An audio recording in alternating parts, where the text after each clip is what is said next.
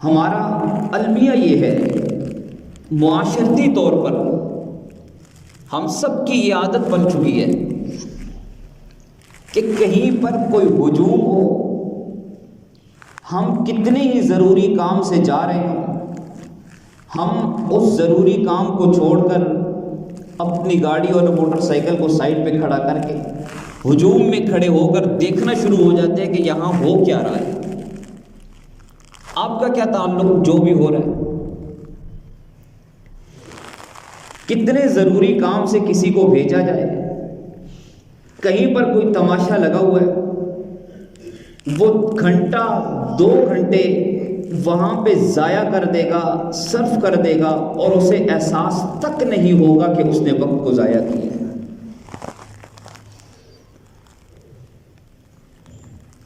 اللہ نے قرآن میں ایک قوم کی بڑی زبردست مثال بیان کی ہے۔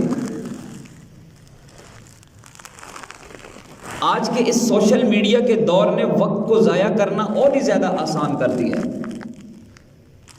گھنٹوں انسان اسے احساس نہیں ہوتا، وہ فیس بک میں لگا رہے، ضائع کر رہا ہے وقت کو، واٹس ایپ میں لگا ہوا ہے۔ ایک ہے ضرورت کے درجے پہ کسی چیز کو استعمال کرنا، ایک ہے کہ اپنی فضولیات میں وقت کو برباد کرنا۔ اس میں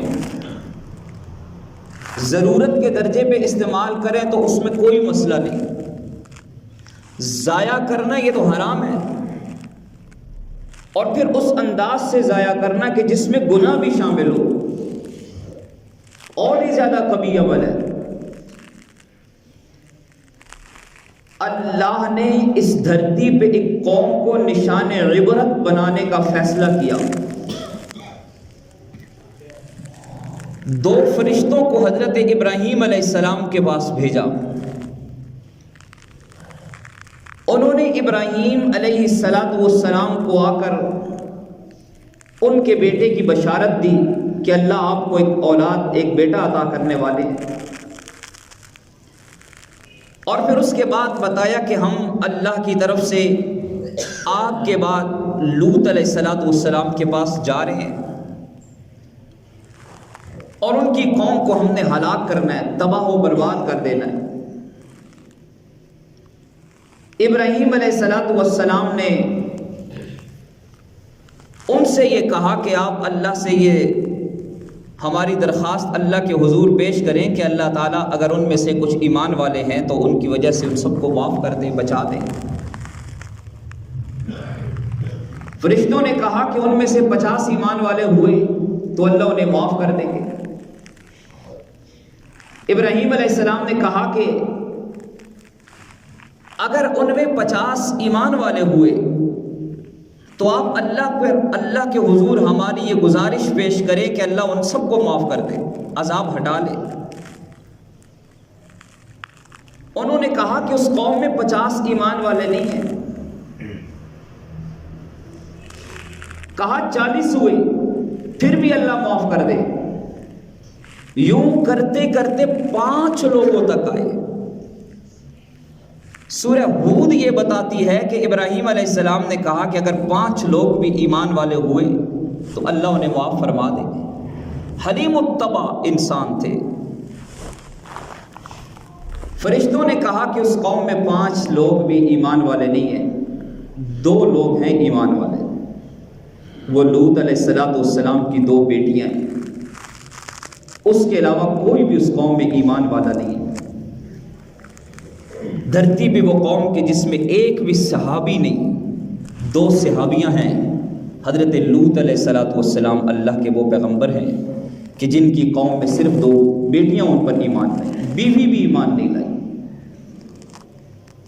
حالانکہ بیوی لوط علیہ السلام کی صحبت میں ہے، اللہ کے نبی کی صحبت میں ہے، لیکن فطرت کے اندر خباثت ہے، بددیانتی ہے، ایمان سے محروم رہ گئی۔ نبی کی صحبت بھی اس کو اللہ کے عذاب سے نہ بچا سکی۔ 2 فرشتے لوط علیہ السلام کے پاس جب آئے ہیں ابراہیم علیہ السلام سے ہو کر، قوم نے دیکھا کہ لوط علیہ السلام کے پاس 2 مہمان آئے، بڑے خوبصورت لڑکوں کی صورت میں آئی. قوم بڑی خوش ہوئی. وہ امرت پرستی کے جرم میں مبتلا تھی, اس گناہ میں گرفتار تھی. وہ گناہ کی دھرتی پہ اس سے پہلے کسی انسان نے یہ کبھی گناہ نہیں کیا تھا. وہ گناہ کرنے والے تھے. وہ گناہ کہ جس کا ارتکاب ہو تو فرشتے فوراً آسمان کو اٹھ جاتے ہیں کہ ممکن ہے کہ اللہ ابھی اس پر اپنا عذاب نازل کرتے ہیں. ما سبقکم بہا من احد من العالمین, تم میں سے پہلے عالمین میں کسی نے یہ کام نہیں کیا. تم اپنی خواہش اور اپنی شہوت کو مردوں کے ساتھ پورا کر رہے ہو. قوم نے دیکھا, وہ بڑے خوش ہوئے, کہا کہ یہ تو 2 لڑکے آئے ہیں, اور لوط علیہ السلام سے کہا کہ ان کو ہمارے حوالے کرو. لوط علیہ السلام بڑے پریشان ہوئے اور قوم کو سمجھانے لگے, اہؤلاء بناتی ہن اطہر لکم, کہا کہ یہ جو میری بیٹیاں ہیں یہ تمہارے لیے بڑی پاکیزہ ہیں.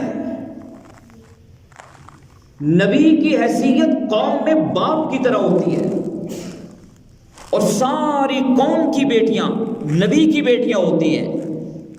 کہا کہ یہ جو تمہاری بیویاں میری بیٹیاں ہیں یہ تمہارے لیے بڑی پاکیزہ ہیں. قوم نے کہا کہ اے نوح, آپ جانتے ہیں کہ ہمیں ان میں کوئی دلچسپی نہیں ہے, آپ مہمانوں کو ہمارے حوالے کریں. لوط علیہ السلام نے جب دیکھا کہ یہ اس ضد پر اترے ہیں, کہا الیس منکم رجل رشید, بے بسی کے عالم میں کہا کہ کیا تم میں سے ایک بھی کوئی سمجھدار بندہ نہیں؟ اے کاش کہ کوئی تو میرا معاون ہوتا.